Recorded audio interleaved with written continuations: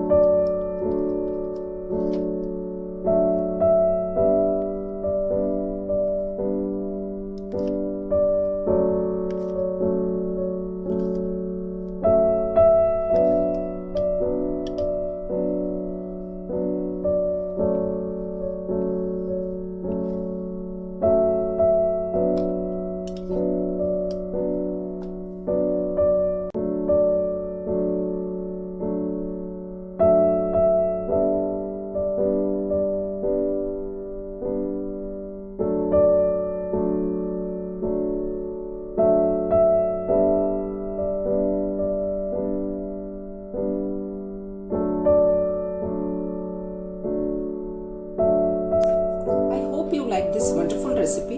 If you liked it, please give it a try and please share this video with your friends and family.